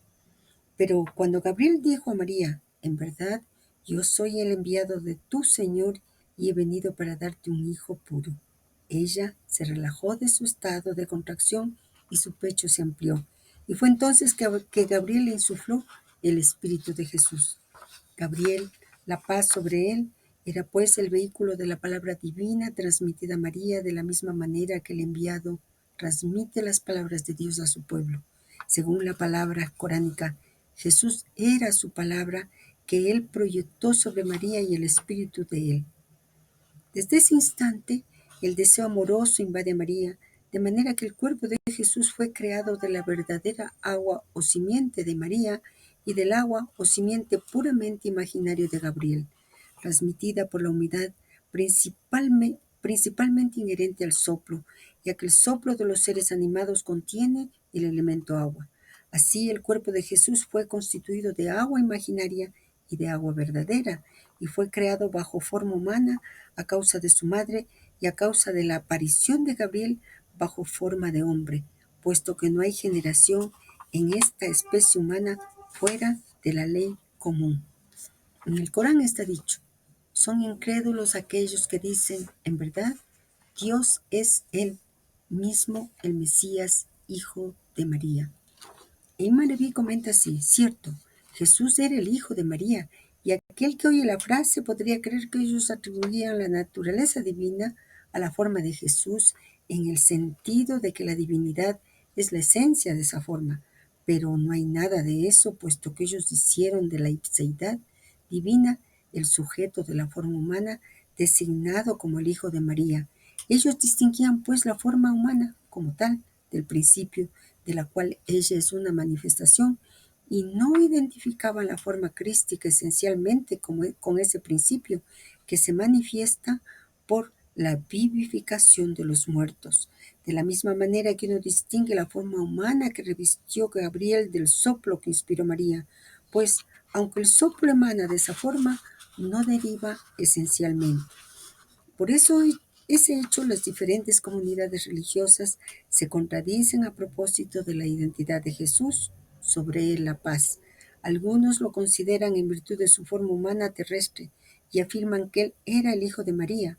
Otros encaran en él la forma aparentemente humana y lo enlazan con Gabriel, y otros aún en razón de que la vivificación de los muertos emanaba de él, lo unían a Dios por el Espíritu, diciendo de él que era el Espíritu de Dios, a saber, que era él quien comunicaba la vida a aquel que recibía su soplo. Así cada quien supone en él o a Dios o al ángel o a la naturaleza humana, de manera que él es aquello que se impone a cada espectador. Es verbo de Dios, espíritu de Dios y servidor, es decir, la criatura de Dios. Para terminar, tomaremos aún un pasaje del Corán que se relaciona con Jesús y que define bien su naturaleza según el punto de vista de los sufíes. Y cuando Dios dijo a Jesús, has dicho jamás a los hombres, tomadme a mí y a mi madre por divinidades fuera de Dios. Él respondió, exaltado seas tú. No me toca a mí decir aquello que no tengo el derecho de decir, o aquello que no es verdad para mí.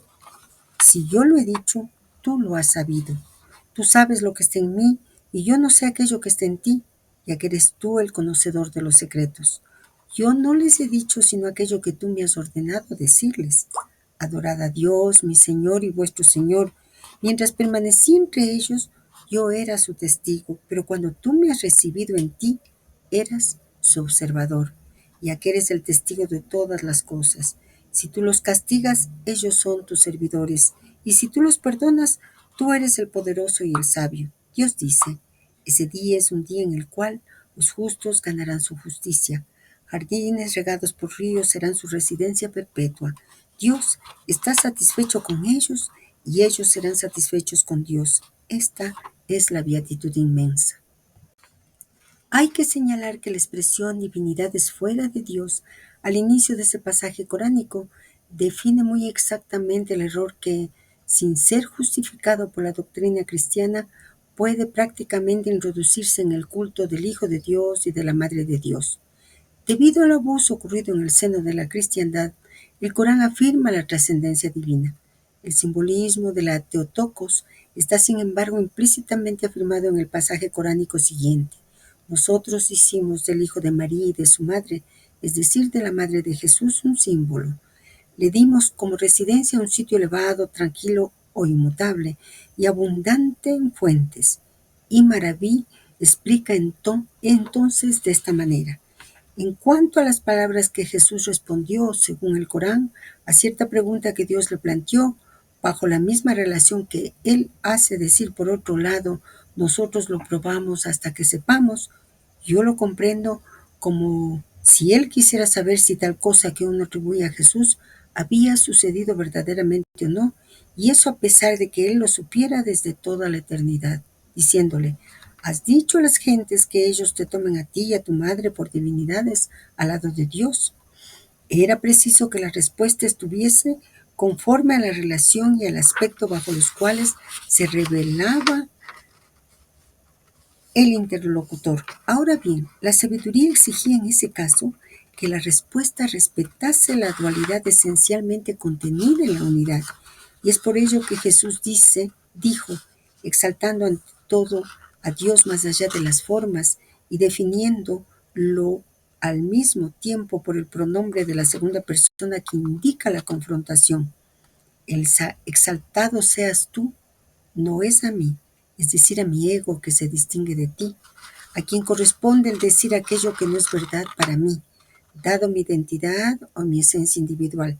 Si yo lo he dicho, tú lo has sabido, ya que eres tú en realidad quien habla, y aquel que habla sabe lo que dice. Tú eres la lengua por la cual yo hablo, como nos lo ha enseñado el enviado de Dios, la paz sobre él, relatando el mensaje divino. Y yo soy la lengua por la cual él habla, etc., identificándose así Dios, esencialmente, a la lengua del elegido quien habla la palabra que viene del individuo. A continuación, el servidor santo, Jesús, dice, continuando su respuesta, tú sabes aquello que yo soy, y es implícitamente Dios quien habla, y yo no sé aquello que está en ti. Es decir, yo no sé lo que está en el sí. Esa palabra niega solamente el conocimiento de la seidad como tal en su infinidad, y no en tanto que ella es el autor de las palabras y de los actos de Jesús. En verdad, eres tú el conocedor de los secretos. Por el pronombre tú, él subraya la distinción. Solo Dios, en su infinidad, es el conocedor de todos los secretos. Es así como él separó al individuo de su esencia divina y unió a los dos diciendo, si yo lo he dicho, tú lo has sabido. Él afirmó la unicidad de Dios y la multiplicidad que ello implica y encaró lo universal y lo particular al mismo tiempo. Hermosa lección de teología cristiana dada por el maestro del Islam y que sirve de ejemplo a esa gran tolerancia que han manifestado los sufíes, modelos de un profundo misticismo. Este último engarce, este último capítulo, hermoso, profundo y difícil a la vez. Veamos lo que Imaraví nos lleva a meditar. Jesús en las tres funciones a la vez, forma, soplo, acción. El error cristiano, según Maraví, que en síntesis podríamos decir no es el amor a Jesús lo problemático, sino atribuir a la forma lo que pertenece a la esencia. Y el diálogo final entre Jesús y Dios, entre Dios y Jesús, Jesús afirma dos cosas simultáneamente. La trascendencia absoluta de Dios, tú sabes lo que está en mí y yo no sé lo que está en ti. La unidad esencial entre Dios y sus servidores. Si yo lo he dicho, tú lo has sabido. Tú eres la lengua con la que hablo. Este pasaje revela esa unidad esencial. Dios, siervo, esencia, formas, uno, múltiple. Realicemos la meditación de este engarce paso a paso, como lo hemos venido haciendo a lo largo del propósito. Jesús como símbolo del acto creador. Y Maraví no empieza por la historia, sino por la metafísica del nacimiento. Jesús es el punto donde se encuentran la naturaleza humana, agua de María, el espíritu angélico, soplo de Gabriel y el mandato divino, sé, y donde estas tres dimensiones se funden armoniosamente. Es forma, soplo, mandato, todo a la vez. Es el arquetipo del hombre imaginal del mundo intermedio donde la luz se hace carne. El misterio de la contracción y la expansión. María experimenta primero contracción, teme al ángel porque lo percibe como un hombre. Ese temor puro, virginal, la pone en un estado tan sutil, tan cortante, que si Jesús hubiera sido engendrado en ese instante, su poder espiritual habría sido insoportable para el mundo. Entonces el ángel revela su identidad. Soy el enviado de tu Señor. La contracción se disuelve. María entra en expansión y en ese estado equilibrado, Gabriel deposita el soplo. Jesús nace del equilibrio perfecto entre lo humano y lo angélico. Jesús como palabra proyectada sobre María.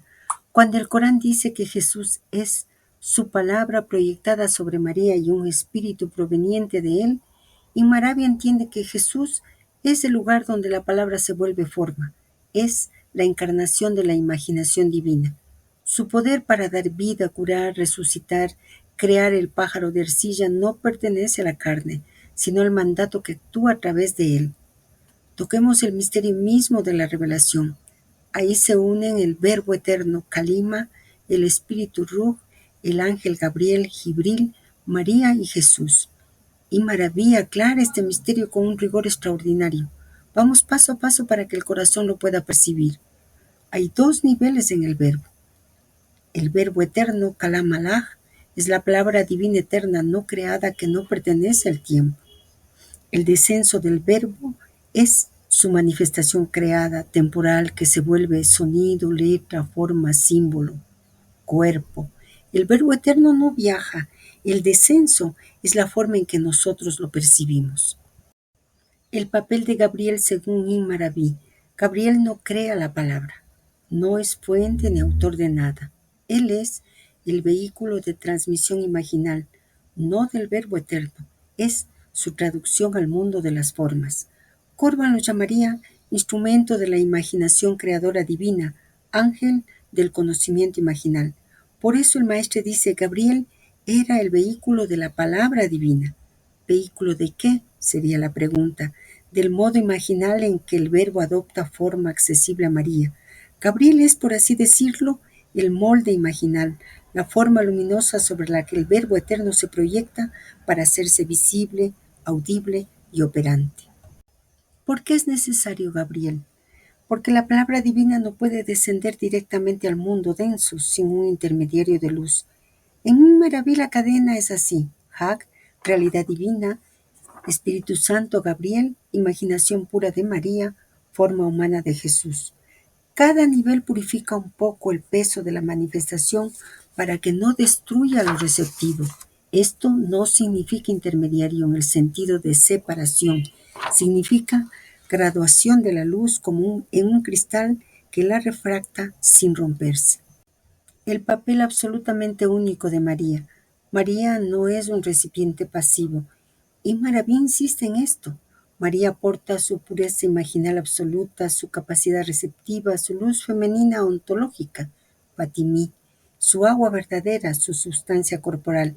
Por eso Jesús nace del agua real de María y del agua imaginal del soplo de Gabriel. Y por eso Jesús tiene naturaleza intermedia entre lo terrestre y lo celeste. Entonces, ¿quién proyecta la palabra? Dios proyecta el Verbo eterno sobre el Espíritu Santo Gabriel, que lo traduce en modo imaginal y lo insufla en el corazón y cuerpo de María, donde la palabra se hace forma viva, Jesús. ¿Esto implica intermediarios entre Dios y María? No, significa modos, no intermediarios ontológicos, Pensemos así. El sol tiene luz infinita. Para que nuestros ojos la reciban sin quemarse, la luz pasa por la atmósfera. ¿Eso separa el sol de nuestros ojos? No. Solo matiza su intensidad para que puedas verla. Así actúa Gabriel. Por tanto, Jesús es la palabra de Dios. Gabriel es la forma angélica que porta esa palabra en el mundo imaginal. María es la receptividad perfectamente pura del mundo humano. El Verbo se hace forma en Jesús porque en María encuentra el espejo absoluto. Ninguno de estos elementos es separación, son grados de la autoteofanía divina. La teología suprema, la respuesta de Jesús a Dios. Este pasaje es la joya del capítulo. Jesús habla desde los dos niveles simultáneos. Desde la individualidad, no me corresponde a mí decir. Desde la unidad esencial, si yo lo dije, tú lo sabías. Tú eres la lengua con la que hablo. Jesús sostiene la dualidad y la unidad a la vez. Es servidor, es espíritu divino, es verbo, pero nunca confunde la forma y esencia. Lo que Imaraví nos transmite en este engarce es como que si fuera una cartografía de nuestra propia alma. María, el alma receptiva. Gabriel, el intelecto puro. Jesús, la palabra interior hecha vivencia. El soplo, imaginación creadora. Y el nacimiento virginal, intuición que no proviene del yo. El mensaje para nosotros como buscadores tal vez podría ser: la espiritualidad no nace de la voluntad propia, sino cuando el alma entra en un estado de pureza, de equilibrio y apertura, como el alma de María. Y Maraví ama a Jesús de un modo singular. Se lo escuché decir a Fernando Mora, recuerdan que les comenté de él, y también en algún libro de Maraví que hace muchos años leí. Ese amor atraviesa toda su obra como una luz especial. Ese amor, obviamente, en Maraví no es sentimental, no es emocional, es metafísico, místico, cósmico y profundamente personal al mismo tiempo. Y ese amor también toca nuestro corazón.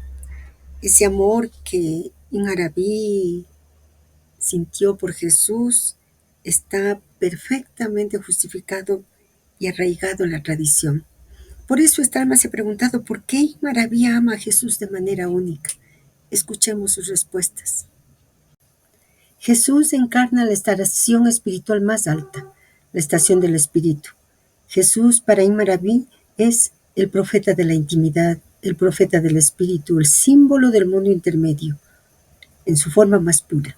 El hombre perfecto que vive entre dos soplos, el divino y el angélico. Por eso dice, Jesús es el sello de la santidad universal, más alto que cualquier santo. Ese sello de la santidad, Walayá, está por encima incluso del sello de la profecía de Mohammed. Jesús es la manifestación más pura del verbo divino. Jesús es Kalimat Allah, la palabra misma hecha forma viviente. Para Imaraví, esto no significa encarnación en sentido cristiano literal, sino Dios manifestado sin velo a través de un ser humano. Jesús es transparencia absoluta, forma que ya no oculta a su creador, espejo sin imagen propia, pureza imaginal perfecta. Jesús vive en el mundo pero no pertenece a él. Y Maraví dice, Jesús respiraba en este mundo con un soplo del más allá. Es decir, su alma nunca se mezcló con la densidad terrestre, su cuerpo era más sutil que el de cualquier otro profeta, su presencia era un puente entre los mundos. Por eso podía vivificar con su soplo, resucitar, curar, conocer lo invisible, no por él, sino por aquel que actuaba a través de él. Jesús es pobreza absoluta ante Dios. Para Imaraví, Jesús es el modelo perfecto del FARC. No tengo nada para mí mismo, yo soy de Dios, por Dios, para Dios. Ese despojo radical tan puro que parece casi excesivo hace que Imaraví lo admire profundamente. Jesús, según él, es el pobre absoluto, el desapegado total, el que no guarda nada para sí, el que vive y respira solo por Dios. Jesús es el símbolo de la misericordia activa. La misericordia de Jesús no es solo compasión emocional. Para Imaraví es misericordia operativa, misericordia creadora, misericordia que da vida. Cuando Jesús cura o resucita, Imaraví dice, es la misericordia que actúa, no la persona de Jesús. Jesús es la forma de la belleza divina. Y Maraví dice que Jesús es el profeta más bello espiritualmente porque nace del Espíritu, vive por el Espíritu, habla desde el Espíritu, vuelve al Espíritu. Jesús es la belleza de Dios reflejada sin mancha. Jesús es el símbolo eterno del retorno. Para Imaraví, la venida final de Jesús, el descenso del Hijo de María, el retorno del Espíritu a la tierra, es la gran teofanía final de la humanidad. Jesús es el que cierra el ciclo, el que reúne este mundo y el otro, lo visible y lo invisible, lo humano y lo angélico. Ese misterio crea un amor inmenso en el corazón de Imaraví. ¿Y cómo no amarlo? Nosotros también sentimos ese amor inmenso. Nada de lo que sentimos es arbitrario. Cuando el alma toca a Jesús, toca la luz pura del mundo imaginal, el amor más refinado del espíritu, la transparencia de la palabra, la misericordia más alta, la belleza más profunda y la humildad más perfecta. Porque es eso lo que nos transmite Imaraví, es ese Jesús el que nos narra. Y esa sensibilidad nuestra, esa manera de recibir desde dentro, es precisamente lo que Imaraví nos dice y define como la percepción del Señor que te corresponde. Nuestro corazón ha reconocido al que habla en nosotros. De pronto surgen varias preguntas. ¿A qué Jesús se refiere Imaraví? Los maestros sufíes hablan del Jesús, de la imaginalidad crística, meditan sobre el papel de María en nuestro propio camino y señalan la estación de la pobreza a la manera de Jesús. Escuchémosles. El Jesús de Imaraví, un Jesús distinto del cristiano y del islámico común. Para Imaraví, Jesús, Isa y Mariam es la palabra, Kalima, hecha forma imaginal, no carne sustancial. El espíritu Ruh manifestado con una pureza singular, el sello de la santidad superior incluso a los santos muhammadianos, la transparencia perfecta, el espejo sin imagen propia, el hombre del espíritu por excelencia. La clave es que Jesús no es explicado como hijo literal de Dios, posición cristiana, ni como un profeta más, entre otros, visión islámica literalista. Para Imaraví, Jesús es el lugar donde el mandato divino, Al-Amr, se hace visible sin velos. Su milagrosidad no es un poder suyo, es Dios obrando sin resistencia a través de él. Por eso dice Jesús existe por el Espíritu, Mohammed existe por la totalidad. Así, Jesús es la verticalidad pura, Mohammed es la totalidad de los planos. El Jesús interior en los maestros sufíes, la encarnación del Espíritu dentro del corazón humano. El Jesús interior no es un personaje histórico, es una realidad espiritual interna que el alma puede experimentar. Los sufíes enseñan que Jesús representa dentro del buscador la pureza sin mezcla, la pobreza absoluta, la compasión operativa, el desapego perfecto, la oración que es respiración, la capacidad de vivificar lo muerto, dimensiones del alma que creíamos perdidas. Y Maraví dice, quien recibe en su corazón al Jesús interior, recibe la vida verdadera. Tener a Jesús dentro implica ver el mundo como transfigurado, vivir con ligereza, no poseer nada, ser instrumento de la vida para otros, recibir la palabra en el silencio del alma. La imaginalidad crística, Jesús como forma suprema del mundo intermedio. El Alam al-Khayal, mundo imaginal, es real, autónomo, intermedio entre el espíritu puro y la materia.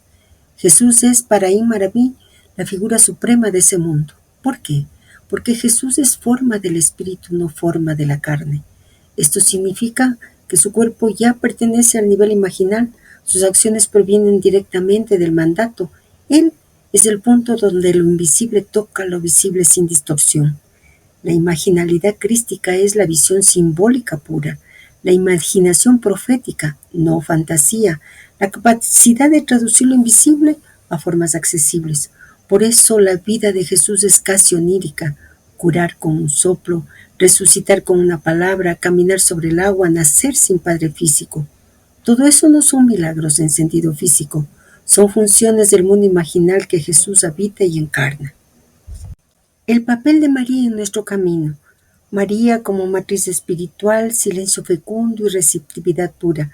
Para Imam Arabí, María es la receptividad perfecta, la matriz del verbo, la transparencia del alma femenina, el modelo de la gestación espiritual. María es esencial en nuestro camino porque ella representa la capacidad de concebir interiormente. Es el arquetipo del alma que no produce por sí, sino que deja que Dios produzca en ella. Para Imaraví, María es más elevada que la mayoría de los profetas por esta razón. María concibió sin intermediación humana. Es el alma que recibe directamente al Espíritu. ¿Qué ocurre cuando nuestra alma toma la forma de María? Se vuelve capaz de recibir la palabra, se hace matriz del Espíritu, da a luz a Jesús interior, es decir, la vida nueva, la comprensión viva, la visión pura. La estación de la pobreza a la manera de Jesús, el desapego absoluto como libertad radical. La pobreza espiritual no es miseria, es no poseer nada que te posea. Para Imaraví, Jesús es el punto máximo del Fakr. Muhammad es la totalidad equilibrada del ser. Jesús dice en hadices y textos sufíes, mi sustento está bajo mi piel, mi morada es donde cae la noche. Y también, el mundo es un puente, pasad sobre él, no construyáis en él. La pobreza del espíritu implica no poseerse a sí mismo, no fijarse en ninguna identidad, vivir de la presencia, tener el corazón tan vacío que solo pueda ser llenado por Dios. Es una pobreza llena de riqueza divina. La pobreza de Jesús en nuestro camino también puede significar soltar viejas identidades, desprendernos de expectativas espirituales rígidas, dejar que Dios actúe más que nosotros, vivir más livianos, permitir que el amor obre sin estructuras. Así, amigos de la sodalidad iniciática, Imaraví nos lleva al amor a un Jesús no histórico.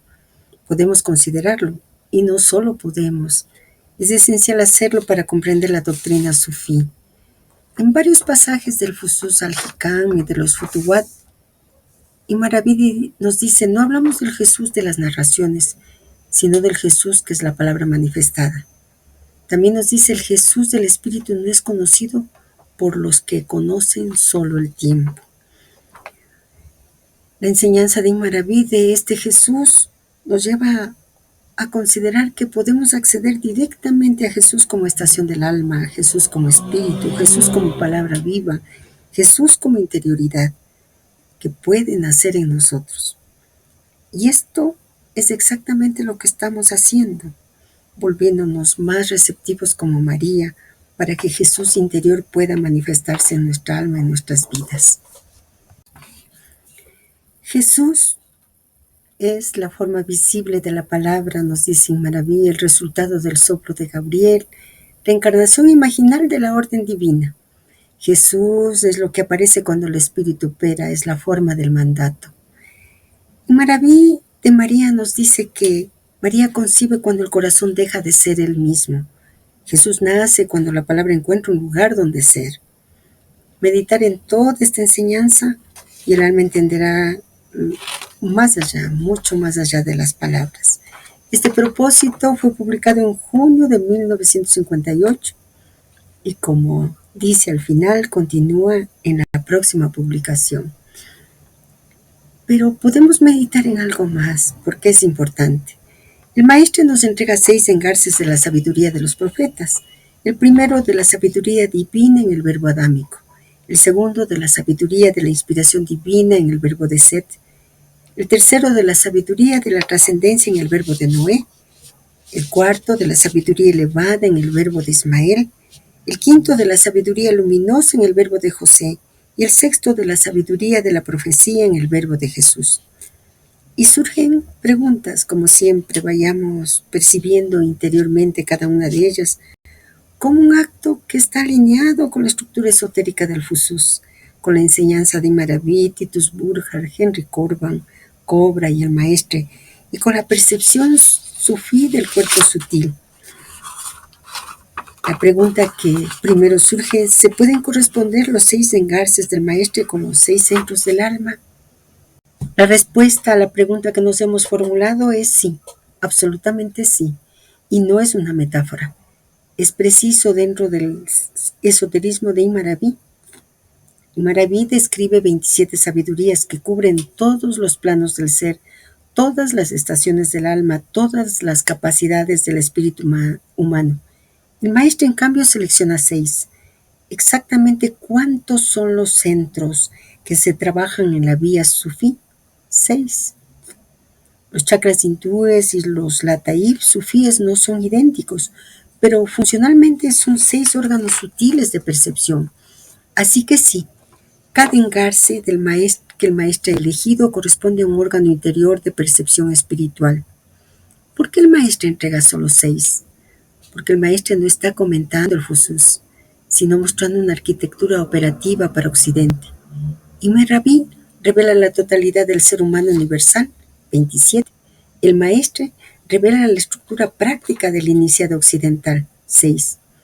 Nuestra intuición es perfecta en la medida que no es nuestra, que ya sabemos de dónde viene. El maestro entrega lo necesario para estructurar un cuerpo de luz operativo, mientras que Imaraví entrega la cosmología completa. El objetivo del maestro no es abarcar todos los planos del cosmos, sino activar, en quien estudia su obra, el eje vertical del ser. La clave de lo que sentimos no es una idea mía, es lo que dice mi Señor. Las preguntas no vienen de mí. Esto es exactamente lo que Imaraví describe como la inspiración interior proveniente del Señor particular del alma. ¿Cómo sabemos que no es nuestra fantasía? Porque no surge de nuestros deseos personales, no nos engrandece, no nos favorece, no nos infla, no contradice ninguna doctrina revelada, coincide milimétricamente con Imaraví, con Cobra, con Sorabardi, con Corbin, la estructura de la psicología espiritual, la pedagogía del maestro. No produce caos, sino orden interior. Nuestra intuición no dispersa, estructura, organiza, ilumina. Llegó como comprensión súbita, no como idea pensada, sino como revelación silenciosa. Y sobre todo, lo que nos habla no pide adoración, obediencia, dependencia emocional, solo pide comprensión. Ese es el sello del Señor interior. Lo que nosotros hemos percibido es la estructura profunda del propósito 28. Los engarces del maestro son Adán, la forma total; Noé, la trascendencia; Nafs, purificada; Abraham, sacrificio del ego; Sir, Ismael, con sentimiento amoroso; Ruh, José, imaginación luminosa; Cafi, Jesús, espíritu y profecía. Estos 6 corresponden exactamente a los 6 centros sutiles de la vía sufí. El maestro nos entrega la arquitectura para que podamos recibir a nuestro Señor interior. Imaraví nos transmite el mapa del cosmos. El número 6 en todas las tradiciones es el número del microcosmos. El 7 es el del Espíritu Supremo. Estamos justamente en el 6, completando el cuerpo sutil que hace posible el encuentro con nuestro Señor. ¿Estamos escuchando a nuestro Señor o estamos escuchando a nuestra mente? La mente no podría jamás producir una estructura tan finamente articulada, tan coherente con 3 tradiciones diferentes y tan perfectamente alineada con nuestro camino real. Lo que nos habla es nuestro Señor interior, el nombre divino que nos corresponde a cada uno de nosotros, que está ordenando nuestra alma para poder manifestarse. Por tanto, nuestra intuición es verdadera, es del mundo de Urcalia. Cuando las 6 estaciones se iluminan, el alma está lista para recibir, reconocer y escuchar a su Señor, Rab, ese nombre divino único que la origina e impulsa. Adán despierta, funde el corazón. Sed recuerda, instala la memoria del origen, la sabatía interior. Noé purifica, despeje el alma pasional. Ismael, consciente, alinea el espíritu con la voluntad divina. José ve, abre Urcalia. Jesús recibe, deja descender el espíritu. Este cuadro describe la construcción completa del alma sutil. Constituye la estructura de un alma luminosa, una nafs nuraniya. Entonces el Señor interior nos dice: oh alma apaciguada, regresa a tu Señor. Y sí, amigos de la sodalidad iniciática, para terminar nuestra meditación de este propósito maravilloso, el propósito 28, los sufíes, y como sufíes, que sintamos que esto no lo inventamos nosotros, sino que nos es dicho. Es exactamente la señal del centro secreto, la Tifasir actuando. Vamos a seguir, vamos a continuar en el mundo imaginal en el próximo propósito, los espirituales del Islam. Nos vemos dentro de poco.